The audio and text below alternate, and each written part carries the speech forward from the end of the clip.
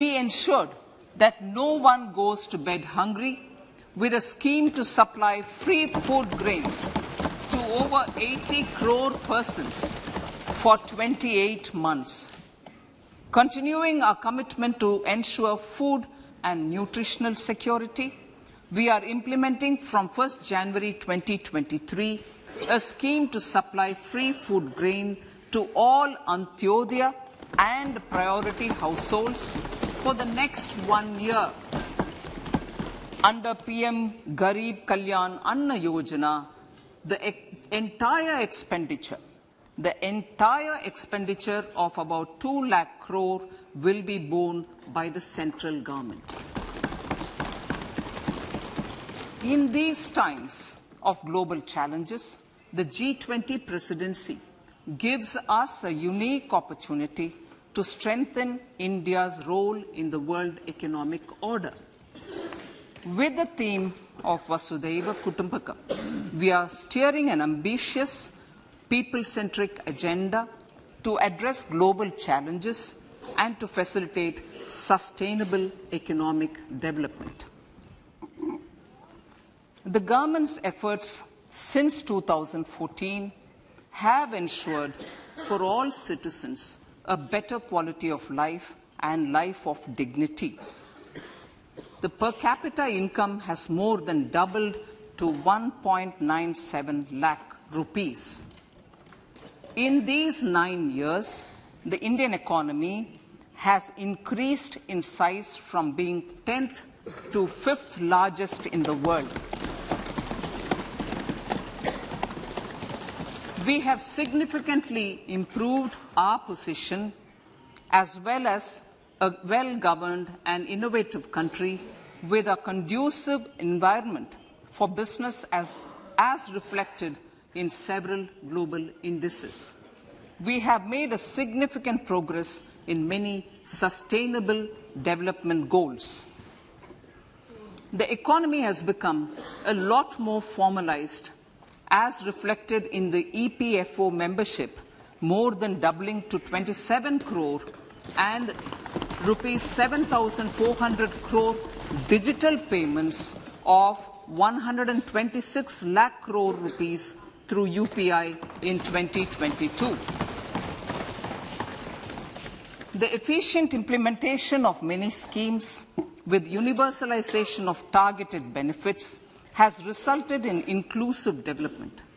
Some of the schemes are 11.7 crore household toilets under Swachh Bharat mission, which is achieved, 9.6 crore LPG connections under Ujjwala,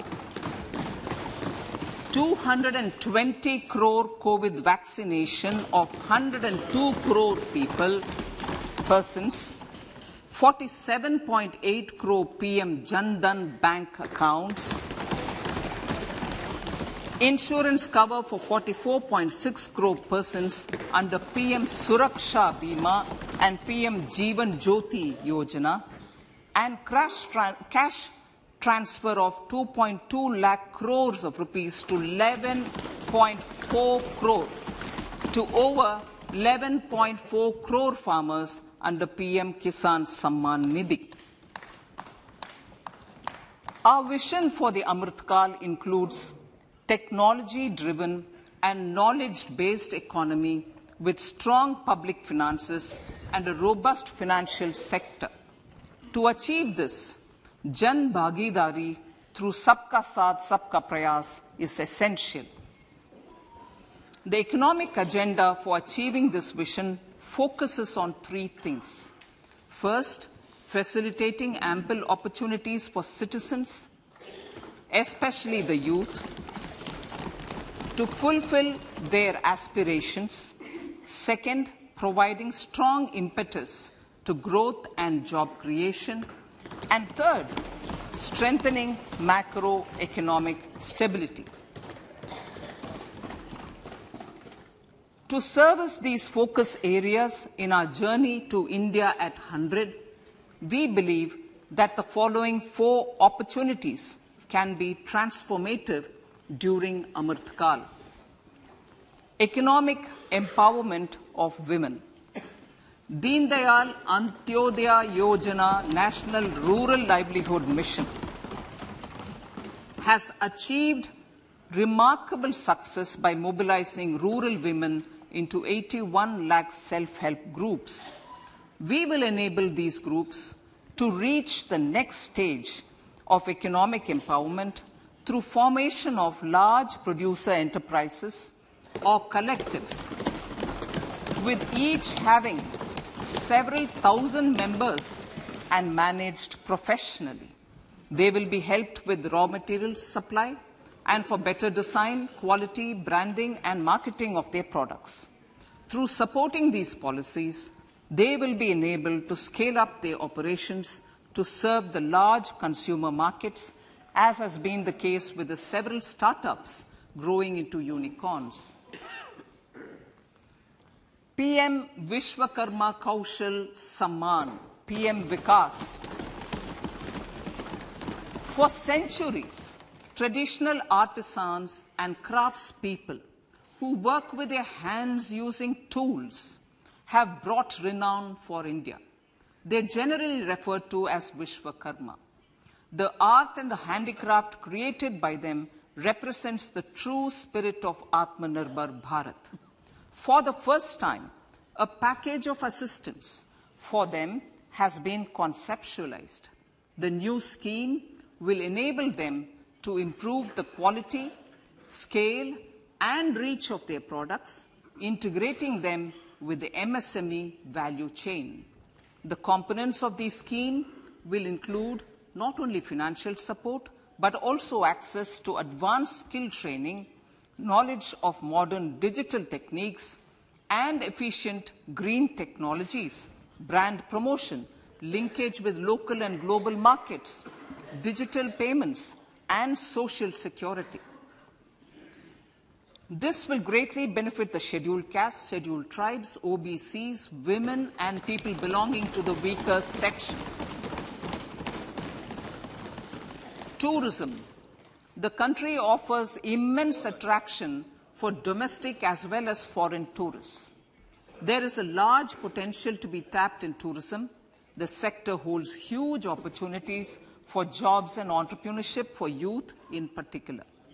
Promotion of tourism will be taken up on mission mode with active participation of states, convergence of government programs, and public-private partnerships. Green growth. We are implementing many programs for green fuel, green energy, green farming, green mobility, green buildings, and green equipment, and policies for efficient use of energy across various economic sectors. These green growth efforts help in reducing carbon intensity of the economy and provides for large-scale green job opportunities.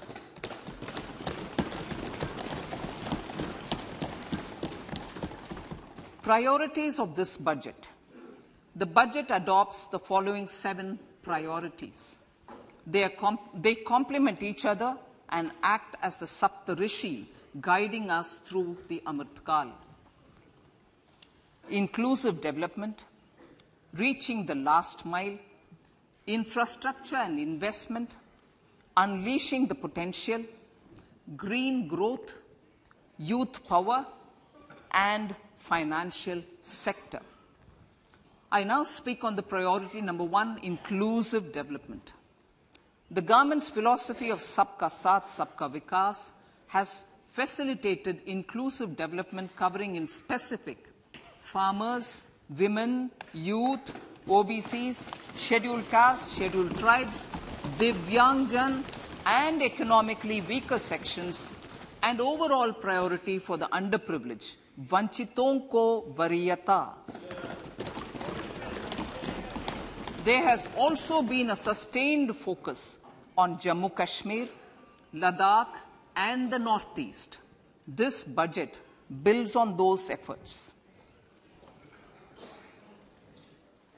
Digital public infrastructure for agriculture. Digital public infrastructure for agriculture will be built as an open source, open standard, and interoperable public good. This will enable inclusive farmer-centric solutions through relevant information services for crop planning and health, improved access to farm inputs, credit and insurance, help for crop estimation, market intelligence, and support for growth of agri-tech industry and startups.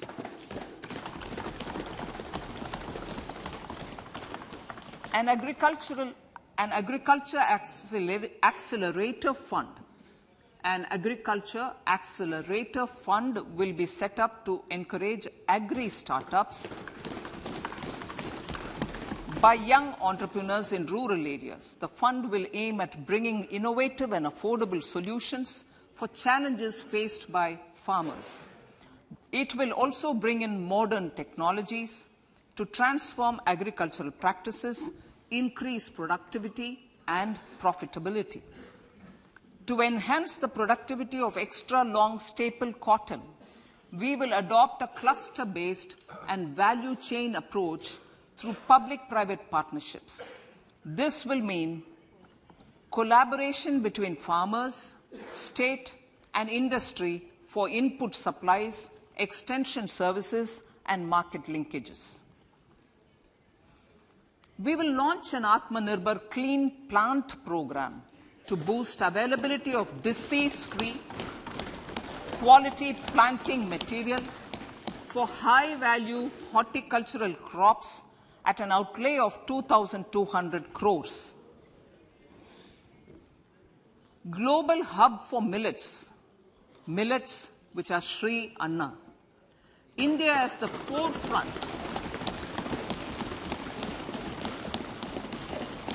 India is at the forefront of popularizing millets, whose consumption furthers nutrition, food security, and welfare of farmers, said the Honorable Prime Minister. We are the largest producer and second largest exporter of Sri Anna in the world. We grow several types of Sri Anna, such as Sri Anna Jowar, Sri Anna Ragi, Sri Anna Bajra, Sri Anna Kutu, Ramdana, Kangni, Kutni, Kutki, Kodo, China, and Sama. These have a number of health benefits and have been an integral part of our food for centuries. I acknowledge with pride the huge service done by small farmers in contributing to the health of fellow citizens by growing these Sri Anna. Now, to make India a global hub for Sri Anna, the Indian Institute of Millet Research, ideally Indian Institute of the Sri Anna Research, Hyderabad, will be supported as the center of excellence for sharing best practices, research and technologies at the international level. The agricultural credit target will be increased to 20 lakh crores with focus on animal husbandry, dairy and fisheries. We will launch a new sub-scheme of PM Matsya Sampada Yojana, which is an existing scheme, but we'll launch a new sub-scheme with targeted investment of 6,000 crores to further enable activities of fishermen, fish vendors, and micro and small entrepreneurs, improve value chain efficiencies, and expand the market. For farmers, especially small and marginal farmers, and other marginalized sections, the government is promoting cooperative-based economic development model. A new Ministry of Cooperation was formed with a mandate to realize the vision of Sahakar Se Samriddhi. To realize this vision, the government has already initiated computerization of 63,000 primary agricultural credit societies with an investment of 2,516 crores. In consultation with all the stakeholders and the states, model bylaws for PACS were formulated, enabling them to become multi-purpose PACS. A national cooperative database is being prepared for countrywide mapping of cooperative societies. With this backdrop, we will implement a plan to set up massive decentralized storage capacity.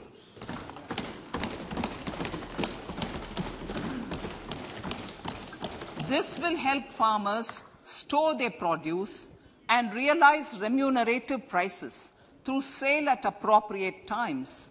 The government will also facilitate setting up of a large number of multi-purpose cooperative societies, primary fishery societies, and dairy cooperative societies in uncovered panchayat and villages in the next 5 years.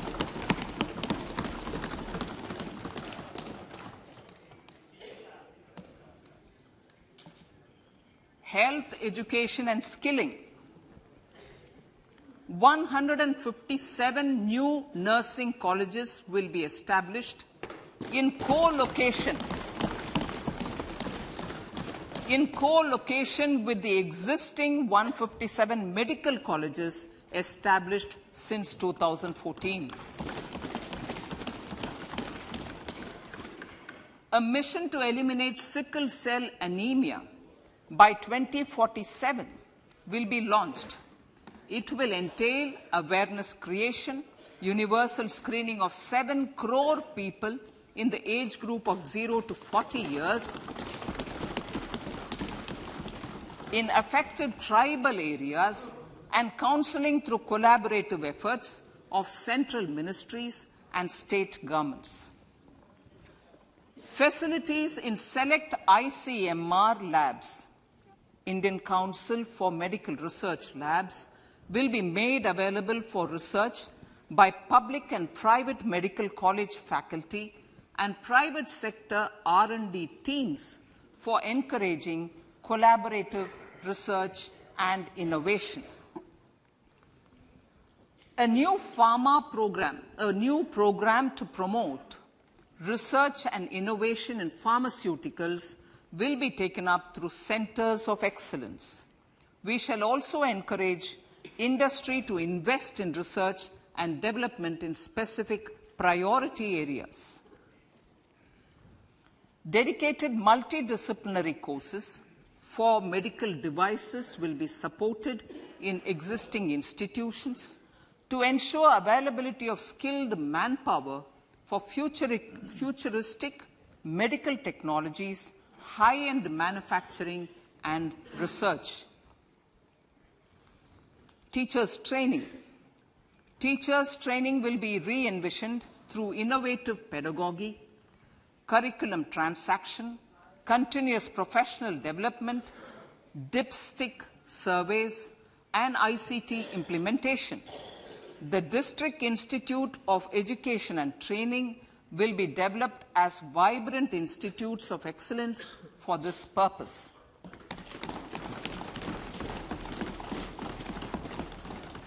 National Digital Library for Children and Adolescents. A National Digital Library for Children and Adolescents will be set up for facilitating availability of quality books across geographies, languages, genres, and levels, and device-agnostic accessibility. States will be encouraged to set up physical libraries for them at panchayat and ward levels and provide infrastructure for accessing the national digital library resources.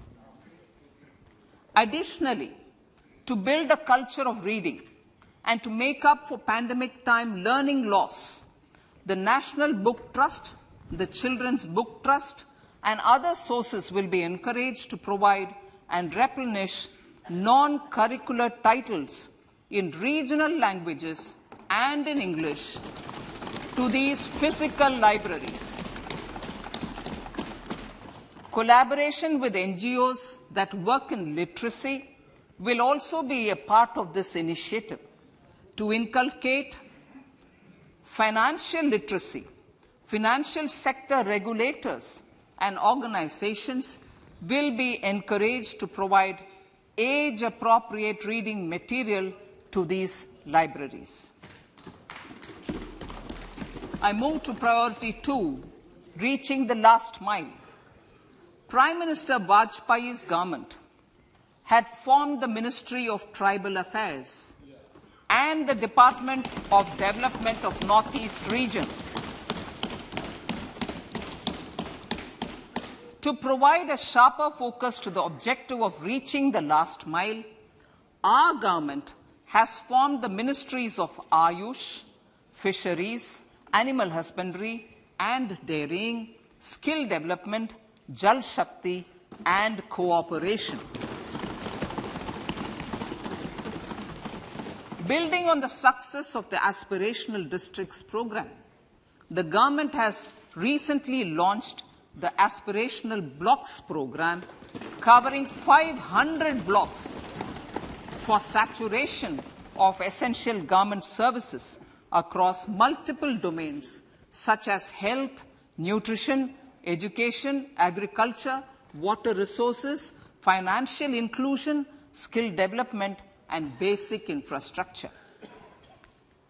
Manya Speaker, Sir, Pradhan PVTG, which is Primitive Vulnerable Tribal Groups Development Mission, is being launched.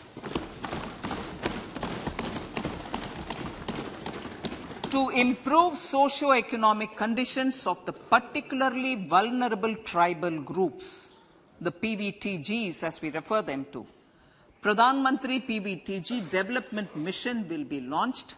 This will saturate PVTG families and habitations with basic facilities such as safe housing, clean drinking water and sanitation, improved access to education, health, nutrition, road and telecom connectivity, and sustainable livelihood opportunities. An amount of 15,000 crores will be made available to implement the mission in the next 3 years under the Development Action Plan for the Scheduled Tribes. Ekalavya Model Residential Schools. In the next 3 years, Centre will recruit 38,800 teachers and support staff for the 740 Ekalavya Model Residential Schools, which is serving 3.5 lakh tribal students.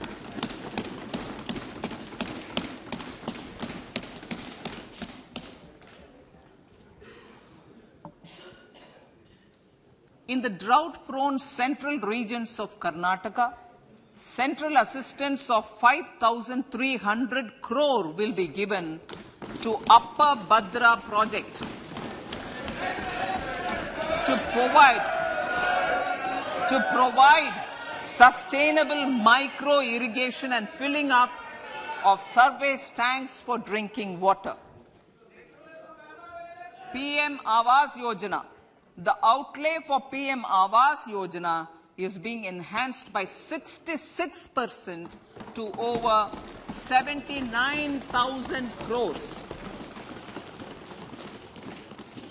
Bharat Shared Repository of Inscriptions will be set up in a digital epigraphy museum with digitization of 1 lakh ancient inscriptions in the first stage. Support for poor prisoners. For poor persons who are in prisons and unable to afford the penalty or the bail amount, required financial support will be provided.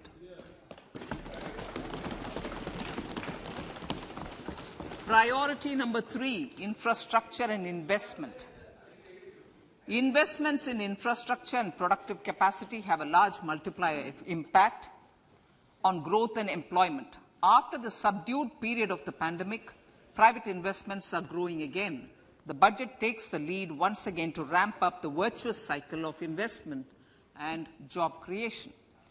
Honourable Speaker, Sir, the capital investment outlay is being increased steeply for the third year in a row by 33% to 10 lakh crores, which would be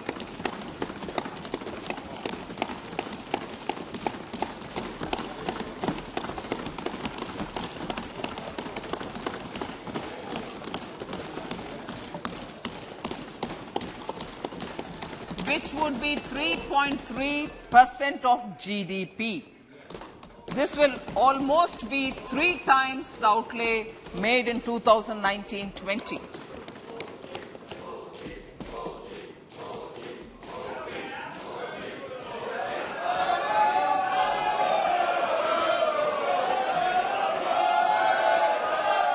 This substantial increase in recent years is central to the government's efforts to enhance growth potential and job creation, crowd in private investments, and provide a cushion against global headwinds.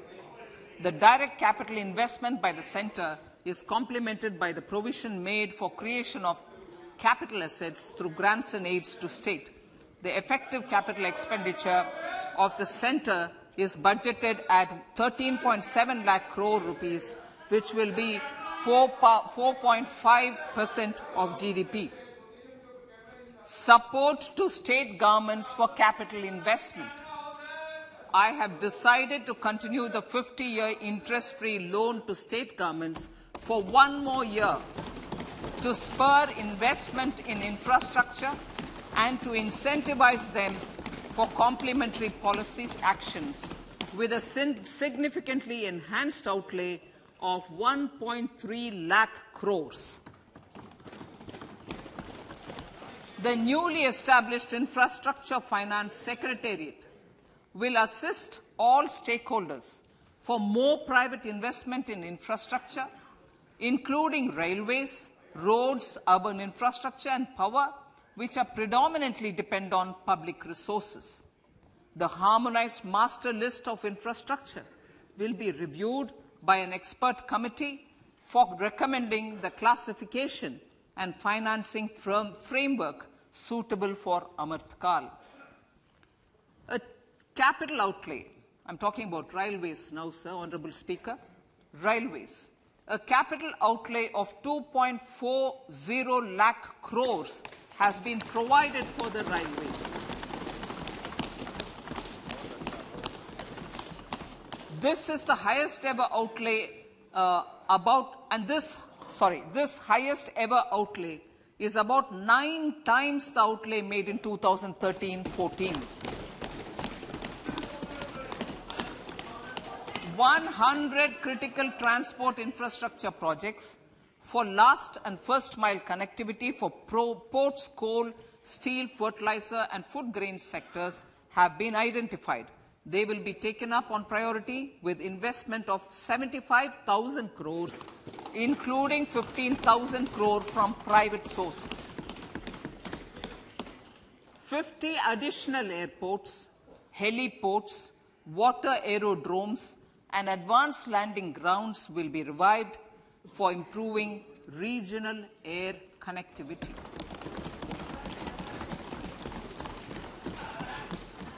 Sustainable cities for tomorrow.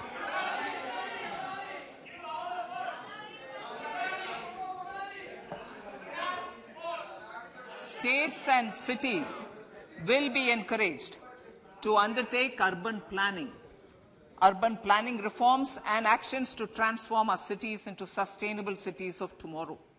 This means efficient use of land resources, adequate resources for urban infrastructure, transit-oriented development, enhanced availability and affordability of urban land and opportunities for all. Through property tax governance reforms and ring-fencing user charges on urban infrastructure, cities will be incentivized to improve their creditworthiness for municipal bonds. Like the RIDF, an Urban Infrastructure Development Fund will be established through use of priority sector lending shortfall. This will be managed by the National Housing Bank and will be used by public agencies to create urban infrastructure in Tier 2 and Tier 3 cities. States will be encouraged to leverage resources from the grants of the 15th Finance Commission as well as existing schemes to adopt appropriate user charges while accessing the UIDF. We expect to make available 10,000 crore rupees per annum for this purpose.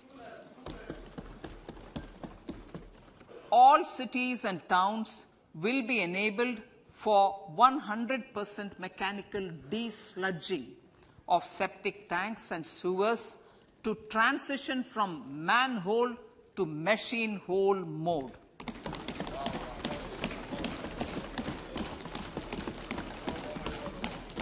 Enhanced focus will be provided for scientific management of dry and wet waste. Honourable Speaker, sir, our Prime Minister had said, good governance is the key to a nation's progress. Our government is committed to providing a transparent and accountable administration which works for the betterment and welfare of common citizens. Mission Karma Yogi. Under Mission Karma Yogi, centre, states and the union territories are making and implementing capacity building plans for civil servants. The government has also launched an integrated online training platform, I Got Karma Yogi, to provide continuous learning opportunities for lakhs of government employees to upgrade their skills and facilitate people-centric approach. Sir, for enhancing ease of doing business, more than 39,000 compliances have been reduced and more than 3,400 legal provisions have been decriminalized. For furthering the trust-based governance, we have introduced the Jan Vishwas Bill to amend 42 central acts. This budget proposes a series of measures to unleash the potential of our economy. Centers of Excellence for Artificial Intelligence. For realizing the vision of Make AI in India and Make AI Work for India, 3 centers of excellence for artificial intelligence will be set up in top educational institutions. Leading industry players will partner in conducting interdisciplinary research, develop cutting-edge applications, and scalable problem solutions in the areas of agriculture, health, and sustainable cities. This will galvanize an effective AI ecosystem and nurture quality human resources in the field. National Data Governance Policy. To unleash innovation and research by startups and academia, a national data governance policy will be brought out. This will enable access to anonymized data. The KYC process will be simplified, adopting a risk-based instead of one-size-fits-all approach. The financial sector regulators will also be encouraged to have a KYC system fully amenable to meet the needs of digital India. One-stop solution for identity and address updating. A one-stop solution for reconciliation and updating of identity and address of individuals maintained by various government agencies, regulators, and regulated entities will be established using DigiLocker service and Aadhaar as foundational identity. Speaker, sir, common business identifier. For the business establishments required to have a permanent account number, the PAN will be used as the common identifier for all digital systems of specified government agencies. This will bring ease of doing business, and it will be facilitated through a legal mandate. For obviating the need for separate submission of same information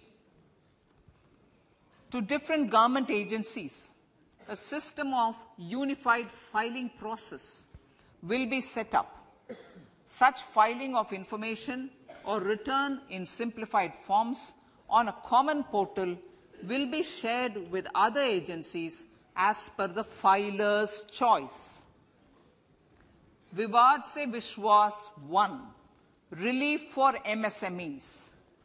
In cases of failure by MSMEs to execute contracts during the COVID period, 95% of the forfeited amount relating to the bid or performance security will be returned to them by government and government undertakings.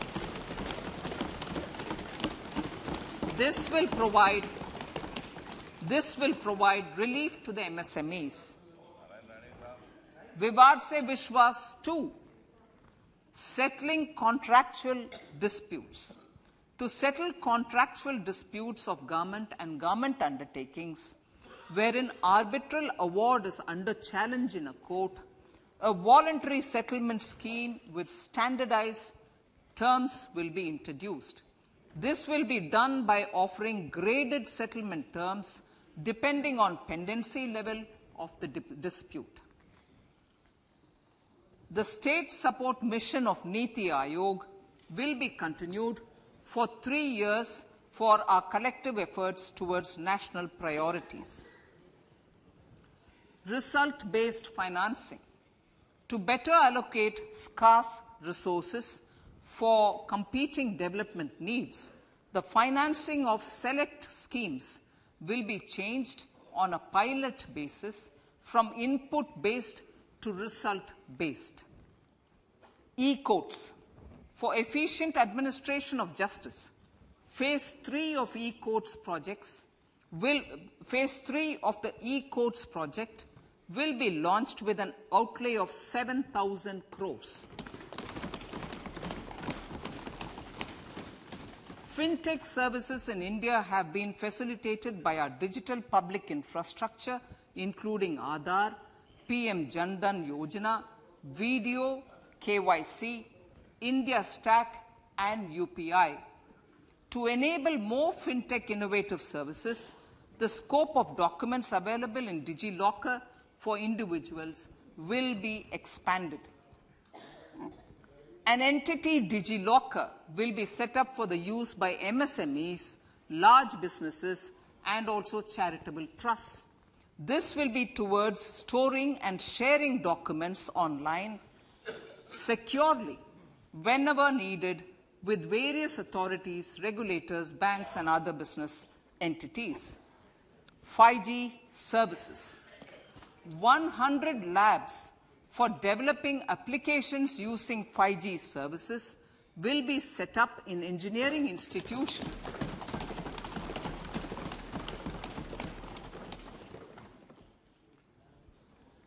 To realize a new range of opportunities, business models, and employment potential, the labs will cover, among others, applications such as smart classrooms, precision farming, intelligent transport systems, and healthcare applications.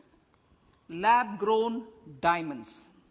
Lab-grown diamonds is a technology and innovation-driven emerging sector with high employment potential. These environment-friendly diamonds, which have optically and chemically the same properties as natural diamonds. To encourage indigenous production of LGD, lab-grown diamond seeds and machines, and to reduce import dependency, a research and development grant will be provided to one of the IITs for 5 years.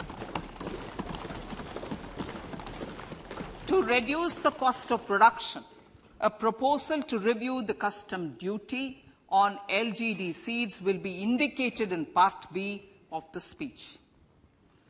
I come to the fifth priority, Honourable Speaker, sir, green growth.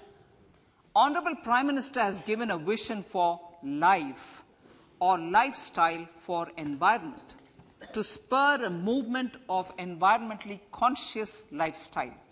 India is moving forward firmly for the Panchamrit, the net zero carbon emission by 2070 to usher in green industrial and economic transition.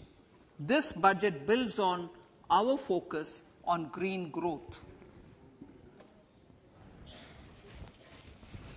The recently launched National Green Hydrogen Mission, with an outlay of 19,700 crores, will facilitate transition of the economy to low carbon intensity, reduce dependence on fossil fuel imports, and make the country assume technology and market leadership in this sunrise sector.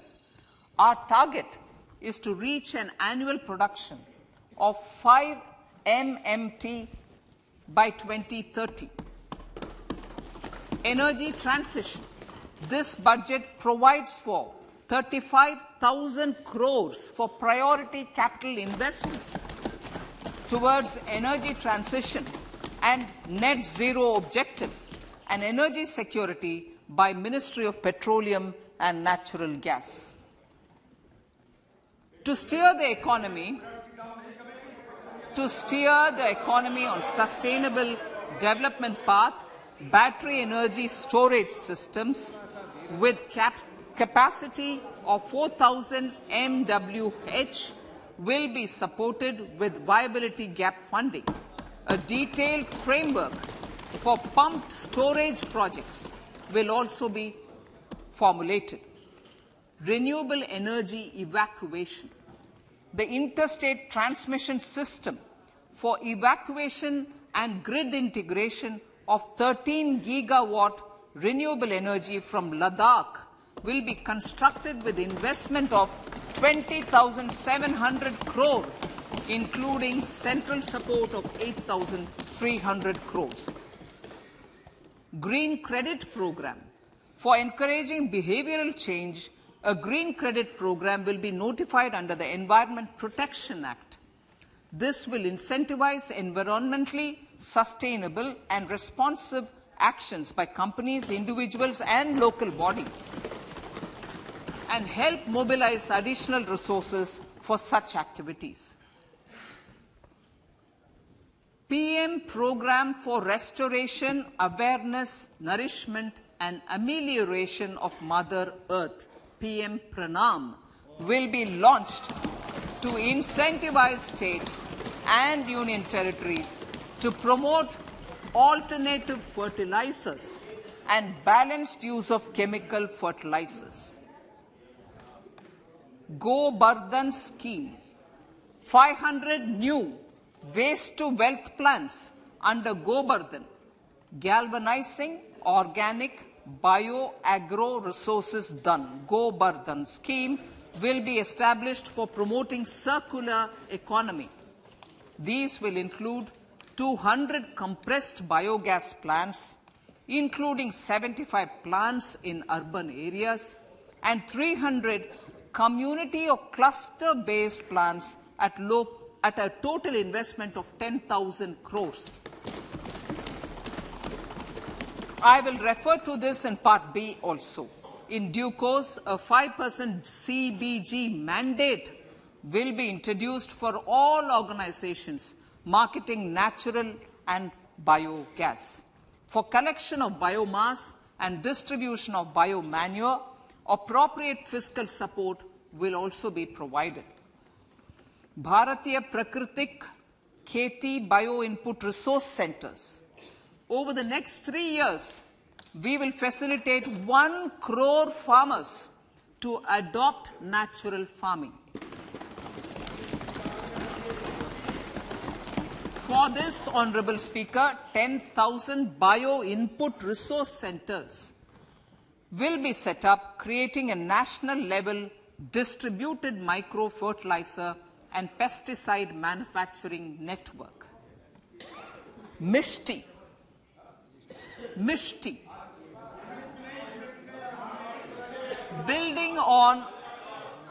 Building on India's success in afforestation, mangrove initiative for shoreline habitats and tangible incomes, Mishti, will be taken up for mangrove plantation along the coastline and on salt pan lands wherever feasible through convergence between Manrega, Campa Fund and other sources. Amrit Dharohar. Wetlands are vital ecosystems which sustain biological diversity. In his latest Mann Ki Baat, the Prime Minister said, now, I quote, now the total number of Ramsar sites in our country has increased to 75, whereas before 2014, there were only 26, unquote. Local communities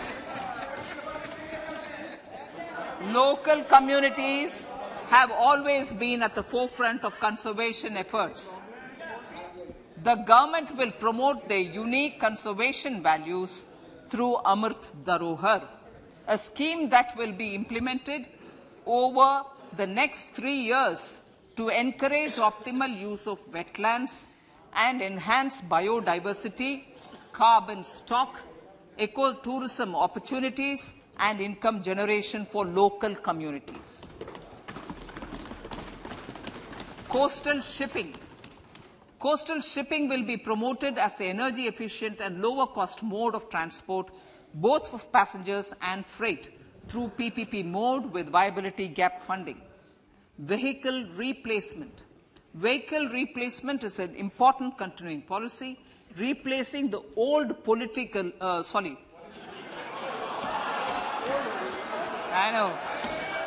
replacing,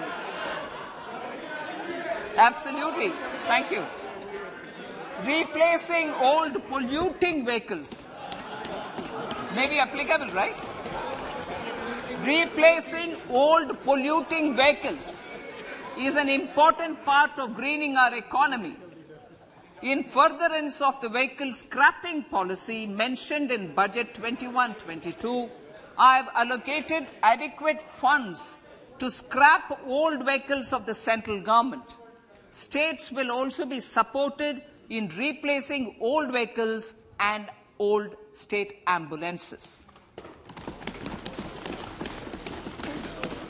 Honourable Speaker, sir, I move to priority 6, youth power. To empower our youth and help the Amrit PD realize their dreams, we have formulated the National Education Policy, which is very wide in its scope, but one of the things is also to focus on skilling, adopted economic policies that facilitate job creation at scale and have supported business opportunities. Pradhan Mantri Kaushal Vikas Yojana. Pradhan Mantri Kaushal Vikas Yojana 4.0 will be launched to skill lakhs of youth within the next 3 years. On-job training, industry partnership, and alignment of courses with needs of industry will be emphasized. The scheme will also cover new age courses for Industry 4.0 like coding, AI, robotics, mechatronics, IoT, 3D printing, drones, and other soft skills. To skill youth for international opportunities, 30 Skill India international centers will be set up across different states. The digital ecosystem for skilling will be further expanded with the launch of a unified Skill India digital platform for enabling demand-based formal skilling, linking with employers including MSMEs, and facilitating access to entrepreneurship schemes.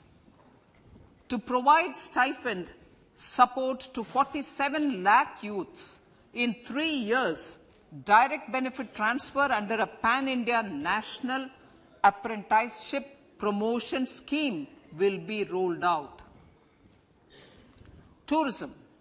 Honourable Speaker, sir, with an integrated and innovative approach, at least 50 destinations will be selected through challenge mode. In addition to aspects such as physical connectivity, virtual connectivity, tourist guides, high standards for food streets and tourist security, all the relevant aspects would be made available on an app to enhance tourist experience. Every destination would be developed as a complete package. The focus of development of tourism would be on domestic as well as foreign tourists.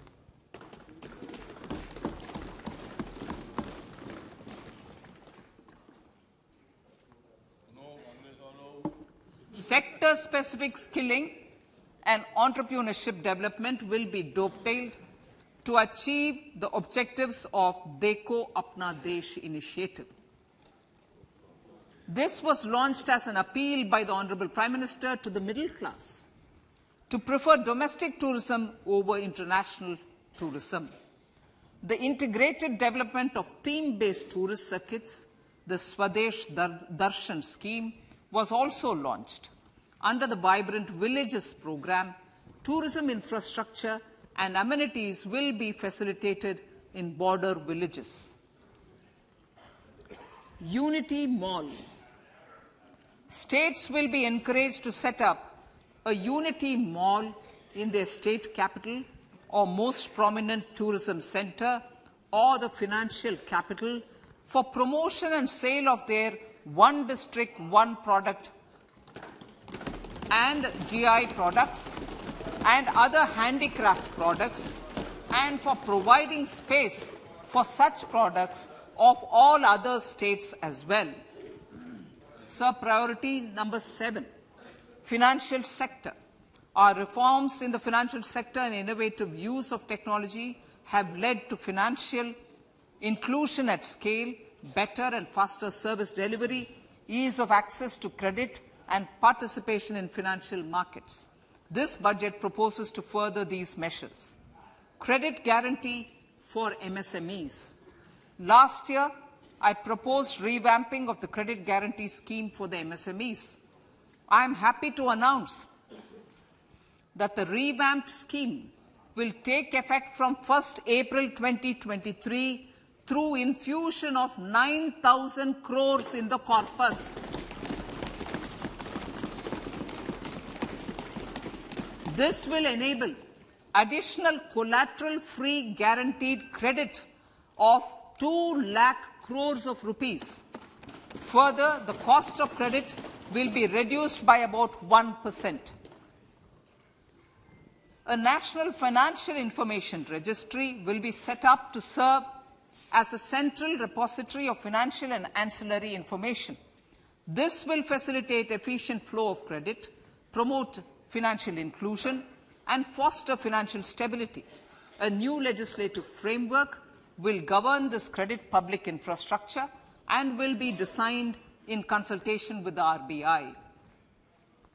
To meet the needs of Amrit Kal and to facilitate optimum regulation in the financial sector, public consultation, as necessary and feasible, will be brought to the process of regulation making and issuing subsidiary directions. To simplify, to ease, and to reduce cost of compliance, financial sector regulators will be requested to carry out a comprehensive review of existing regulations. For this, they will consider suggestions from public and regulated entities. Time limits to decide the application under various regulations will also be laid down. Honourable Speaker, sir, to enhance business activities in GIFT IFSC, the following measures will be taken. Delegating powers under the SEZ Act to the IFSCA to avoid dual regulation. Setting up a single window IT system for registration and approval of IFSCA, SEZ authorities, GSTN, RBI, SEBI, and IRDAI. permitting acquisition financing by IFSC banking units of foreign banks, establishing a subsidiary of Exim Bank for trade refinancing, amending IFSC Act for statutory provisions for arbitration, ancillary services, and avoiding dual regulation under the SEZ Act, and recognizing offshore derivative instruments as valid contracts. Honourable Speaker, sir, data embassy. For countries looking for digital continuity solutions, we will facilitate setting up of their data embassies in GIFT IFSC.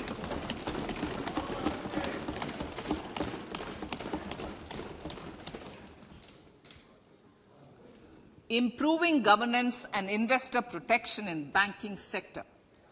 To improve bank governance and enhance investors' protection, certain amendments to the Banking Regulation Act, the Banking Companies Act, and the Reserve Bank of India Act are being proposed. Capacity building in securities market. Honourable Speaker, sir, to build capacity of functionaries and professionals in the securities market, SEBI will be empowered to develop, regulate, maintain, and enforce norms and standards for education in the National Institute of Securities Markets and to recognize award of degrees, diplomas, and certificates. A central processing center will be set up for faster response to companies through centralized handling of various forms filed with field officers under the Companies Act. Reclaiming of shares and dividends. For investors to reclaim unclaimed shares and unpaid dividends from the Investor Education and Protection Fund Authority with ease, from the Investor Education and Protection Fund Authority with ease, an integrated IT portal will be established.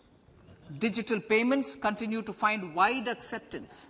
In 2022, they show an increase of 76% in transaction and 91% in value. Fiscal support for this digital public infrastructure will continue in 2023-2024.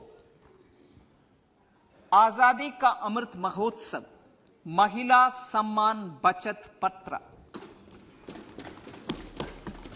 For commemorating Azadi Ka Amrit Mahotsav, a one-time new small savings scheme, Mahila Samman Savings Patra or Savings Certificate, Mahila Samman Savings Certificate will be made available for a 2-year period up to March 2025.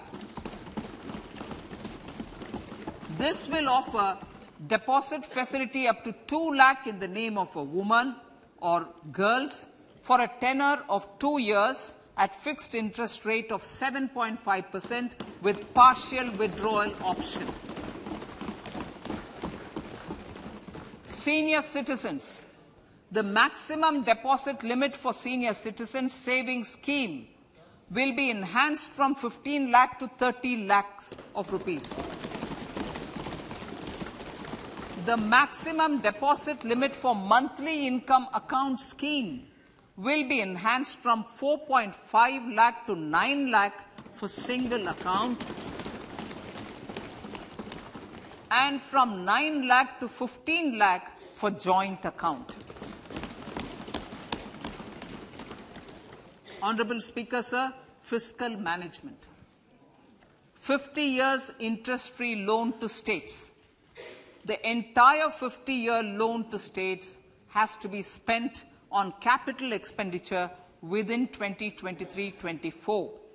Most of this will be at the discretion of the states, but a part will be conditional on states increasing their actual capital expenditure.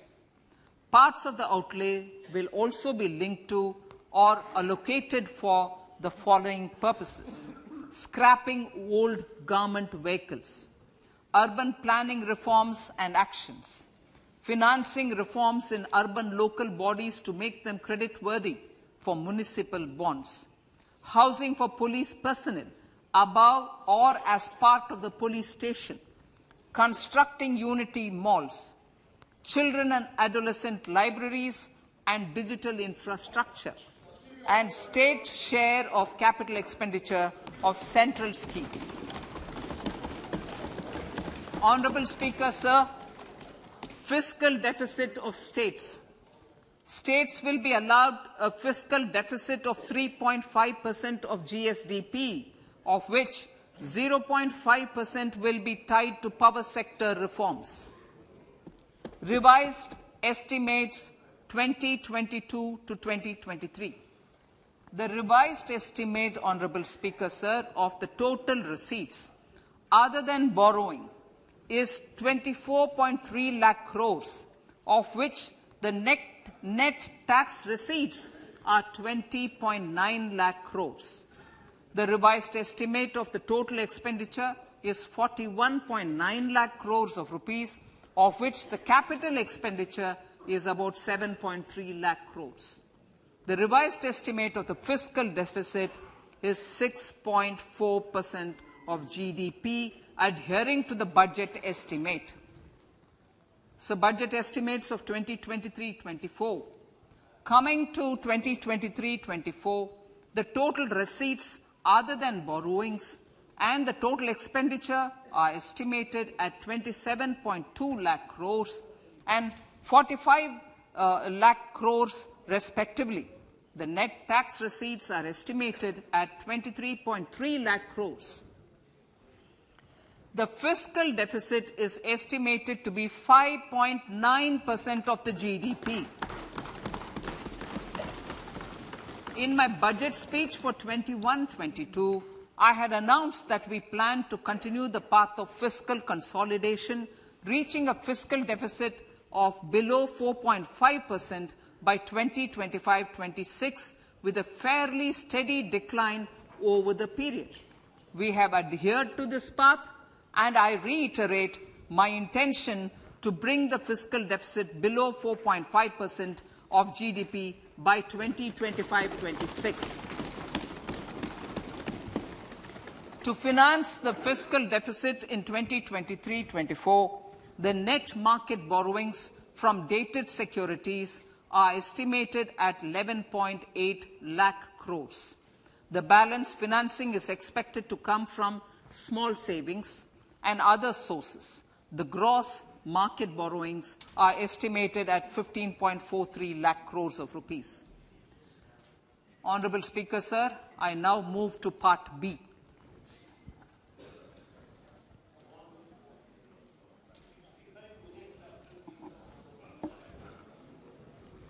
Indirect taxes. My indirect tax proposals will aim to promote exports, boost domestic manufacturing, enhance domestic value addition, encourage green energy and mobility. A simplified tax structure with fewer tax rates helps in reducing compliance burden and improving tax administration. I propose to reduce the number of basic customs duty rates on goods other than textiles and agriculture from 21 to 13. As a result, there are minor changes in the basic custom duties, cesses and surcharges on some items including toys, bicycle, automobiles and naphtha. Green mobility. To avoid cascading of taxes on blended compressed natural gas, I propose to exempt excise duty on GST paid compressed biogas contained in it. To further provide impetus to green mobility, customs duty exemptions is being extended to import of capital goods and machinery required for manufacture of lithium-ion cells for batteries used in electrical vehicles as well. Electronics. As a result of various initiatives of the government, including phased manufacturing program, mobile phone production in India has increased from 5.8 crore units valued at about 18,900 crore in 2014-15 to 31 crore units valued at 2,75,000 crore in the last financial year. To further deepen domestic value addition in manufacturing of mobile phones, I propose to provide relief to customs duty. I propose to provide relief in customs duty on import of certain parts and inputs like camera lens, and continue the concessional duty on lithium-ion cells for batteries for another year. Similarly, to promote value addition in manufacture of televisions, I propose to reduce the basic customs duty on parts of open cells of TV panels to 2.5%. Electrical, to rectify inversion of duty structure and encourage manufacturing of electric kitchen chimneys, the basic custom duty on electric kitchen chimney is being increased from 7.5% to 15%, and that on heat coils for these is proposed to be reduced from 20% to 15%. Chemicals and petrochemicals. Denatured ethyl alcohol is used in chemical industry. I propose to exempt basic customs duty on it. This will also support the ethanol blending program and facilitate an endeavor for energy transition. Basic customs duty is also being reduced on acid-grade fluorospar from 5% to 2.5% to make the domestic fluorochemicals industry competitive.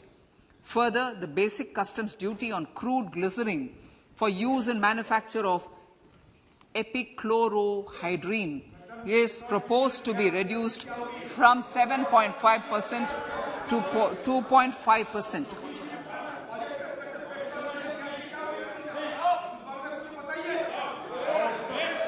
Marine products. In the last financial year, marine products recorded the highest export growth, benefiting farmers in the coastal states of the country. To further enhance the export competitiveness of marine products, particularly shrimps, duty is being reduced on key inputs for domestic manufacture of shrimp feed. India is a global leader, as I said in Part A, in cutting and polishing of natural diamonds, contributing about 3/4 of the global turnover by value. With the depletion of deposits of natural diamonds, the industry is moving towards lab-grown diamonds, and it holds huge promise. To seize this opportunity, I propose to reduce the basic customs duty on seeds used in their manufacture. Customs duties on doré and bars of gold and platinum were increased earlier this fiscal. I propose to increase the duties on articles made therefrom to enhance the duty differential. I also propose to increase the import duty on silver doors, bars and articles to align them with that on gold and platinum. To facilitate availability of raw materials for the steel sector, exemptions from basic custom duty on raw materials for manufacture of CRGO steel, ferrous scrap and nickel cathode is being continued. Similarly, the concessional BCD of 2.5% on copper scrap is also being continued to ensure the availability of raw materials for secondary copper producers who are mainly in the MSME sectors. Compounded rubber. The basic custom duty rate on compounded rubber is being increased from 10% to 25% or 30 kg, whichever is lower, at par with that of natural rubber other than latex, to curb circumvention of duty. Cigarettes. National calamity contingent duty on specified cigarettes was last revised 3 years ago. This is proposed to be revised upwards by about 16%. Direct taxes. I now come to my direct tax proposals. Honourable Speaker, these proposals aim to maintain continuity and stability of taxation, further simplify and rationalize various provisions to reduce the compliance burden, promote the entrepreneurial spirit, and provide tax relief to citizens. It has been constant endeavour of the Income Tax Department to improve taxpayer services by making compliance easy and smooth. Our taxpayers portal received a maximum of 72 lakh returns in a day, processed more than 6.5 crore returns this year. Average processing period reduced from 93 days in financial year 13-14 to 16 days only now. And 45% of the returns were processed within 24 hours. We intend to further improve this, roll out the next generation common IT return form for taxpayer convenience, and also plan to strengthen the grievance redressal mechanism. MSMEs and professionals. MSMEs are growth engines of our economy. Micro enterprises with turnover up to 2 crore of rupees and certain professionals with turnover of up to 50 lakh rupees can avail the benefit of presumptive taxation. I propose to provide enhanced limits of 3 crore and 75 lakh respectively to the taxpayers whose cash receipts are no more than 5%. Whose cash receipts are no more than 5%. Moreover, to support MSMEs in timely receipt of payments, I propose to allow deduction for expenditure incurred on payments made to them only when payment is actually made. Cooperation. Cooperation is a value to be cherished. In realizing our Prime Minister's goal for Sehkar Se Samriddhi and his resolve to connect the spirit of cooperation with the spirit of Amrit Kal, in addition to the measures proposed in Part A, I have a slew of proposals for the cooperation sector. First, new cooperatives that commence manufacturing activities till 2024, 31st March, shall get the benefit of a lower tax rate of 15%, as is presently available to new manufacturing companies. Secondly, I propose to provide an opportunity to sugar cooperatives to claim payments made to sugarcane farmers for the period prior to the assessment year 2016-17 as expenditure. This is expected to provide them a relief of almost 10,000 crores. Thirdly, I am providing a higher limit of 2 lakh per member for cash deposits to loans in cash by primary agricultural cooperative societies and primary cooperative agriculture and rural development banks. I repeat that. Thirdly, I am providing a higher limit of 2 lakh per member for cash deposits to and loans in cash by primary agricultural cooperative societies and primary cooperative agricultural and rural development banks. Similarly, a higher limit of 3 crore for TDS on cash withdrawal is being provided to cooperative societies. Startups.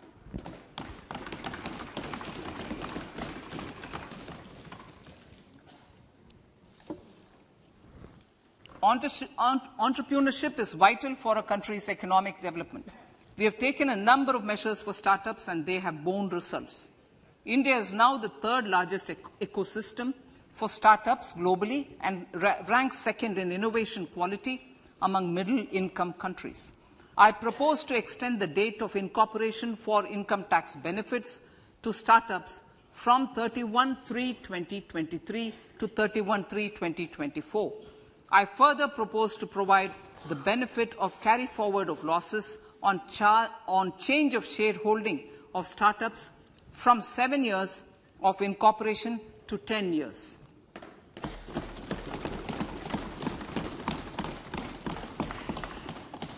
To reduce the pendency of appeals at commissioner level, I propose to deploy about 100 joint commissioners for disposal of small appeals. We shall also be more selective in taking up cases for scrutiny of returns already received this year. Better targeting of tax concessions. For better targeting of tax concessions and exemptions, I propose to cap deduction from capital gains on investment in residential house under Section 54 and Section 54F to 10 crores. Another proposal with similar intent is to limit income tax exemption from proceeds of insurance policies with very high value. Rationalization. Honourable Speaker, sir, there are a number of proposals relating to rationalization and simplification. Income of authorities, boards and commissions set up by statutes of union or state for the purpose of housing, development of cities, towns and villages, and regulating and developing an activity or matter is proposed to be exempted from income tax. Other major measures in this direction are removing the minimum threshold of 10,000 for TDS and clarifying taxability relating to online gaming, not treating conversion of gold into electronic gold receipts and vice versa as capital gains, reducing the TDS rate from 30% to 20% on taxable portion of EPF withdrawals in non-PAN cases, and taxation on income for market-linked debentures. Other major proposals in the Finance Bill relate to the following: extension of period of tax benefits to funds relocating to IFSC, GIFT City till 31/3/2025, decriminalization under Section 276A of the Income Tax Act, allowing carry forward of losses on strategic disinvestment, including that of IDBI Bank, and providing EEE status to Agniveer Fund. Personal income tax.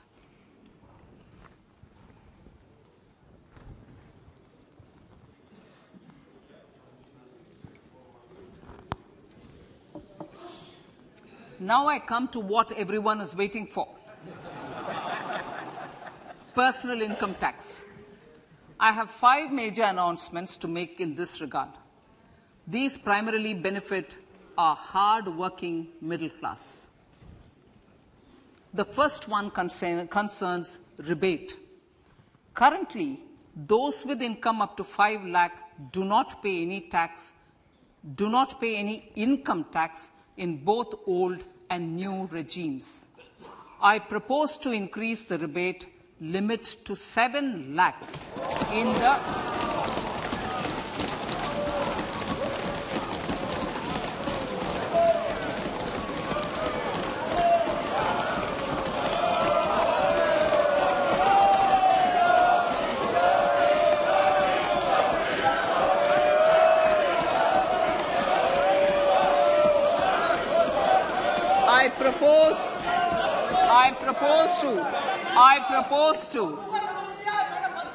I propose to increase the rebate limit to 7 lakh in the new tax regime.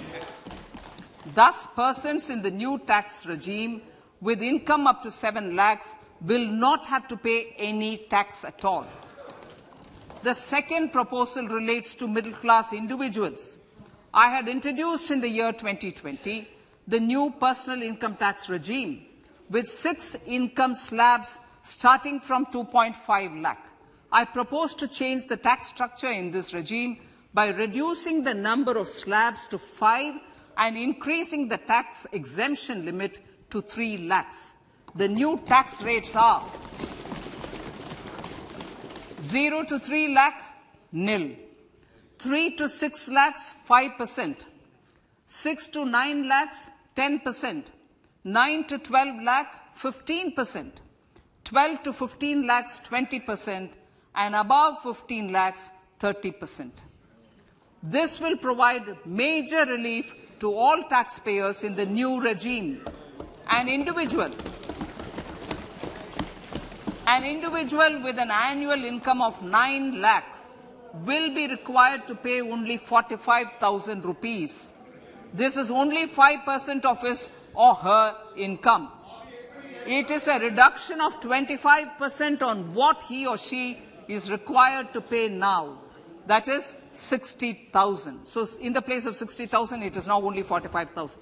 Similarly, an individual with an income of 15 lakh rupees would be required to pay only 1.5 lakh or 10% of his income or her income, a reduction of 20% from the existing liability of 1,87,500 rupees.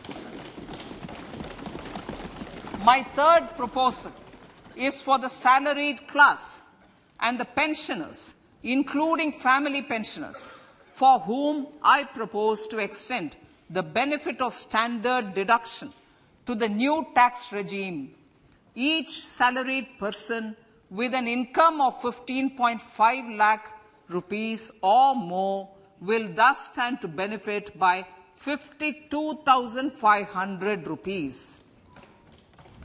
My fourth announcement in personal income tax is regarding the highest tax rate, which in our country is 42.74%. This is among the highest in the world. I propose to reduce the highest surcharge rate from 37% to 25% in the new tax regime.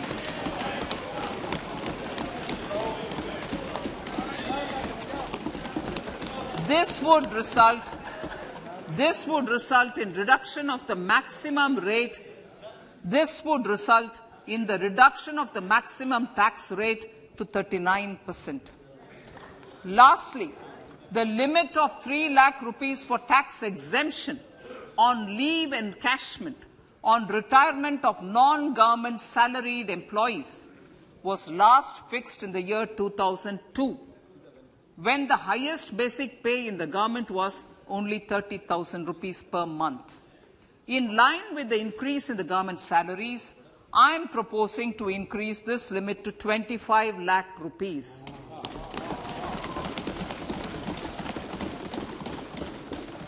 We are also making the new income tax regime as the default tax regime.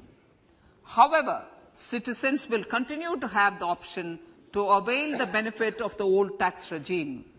Apart from these, I am also making some other changes as given in the annexure. As a result of these proposals, revenue of about 38,000 crore to 37,000 crore in direct taxes and rupees 1,000 crore in indirect taxes will be foregone, while revenue of about 3,000 crore will be additionally mobilized. Thus, the total revenue foregone is about 35,000 crores annually. Honorable Speaker, sir, with these words, I commend the budget to this August House.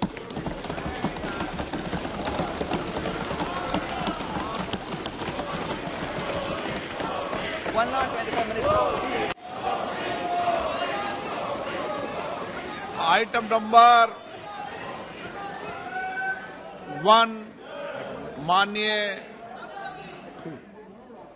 Item number 2, Srimati Nirmala Sitharaman ji.